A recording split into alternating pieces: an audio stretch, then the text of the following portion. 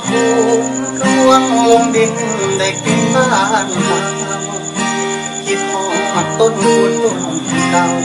ยังเป็นเงาอยู่ทั่วท้องนาหอดหน้าหนาวทิ้งไฟปลอกหน้าปลอกตา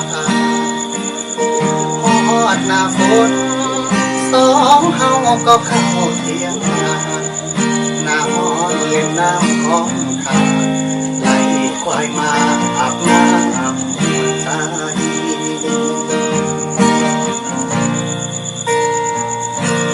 คิดทอดหลังจากมาไกลดินแดนบ้านนาบ่มีแมงป่อแมงดาบ่มีปลาในน้ำสีครามบ่มีเสียงจากกันยังคำแรงมาได้ยินเสียงเครื่องบินแทนเสียงนกกา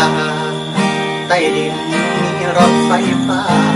เขียนจะนาคิดฮอดของ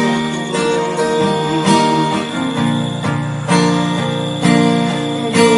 กรุงทุ่งทองดินแดนสีทองนอนอยู่ซอกสลัมน้ำดำเม่น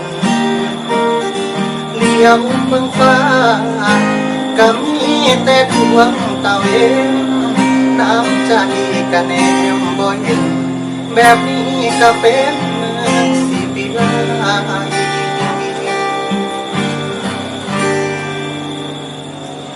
เห็นดอกคูณ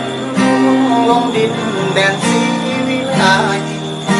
ได้ยินเสียงแค้นย้ำใดน้ำตาไหลคิดฮอดของอาคิดฮอดอีพ่ออีแม่เพิ่นนั่งคอยท่าอยากสิมีความหมายบนห้องทุ่งนาสิไปที่พื้นป่าเดินไรนา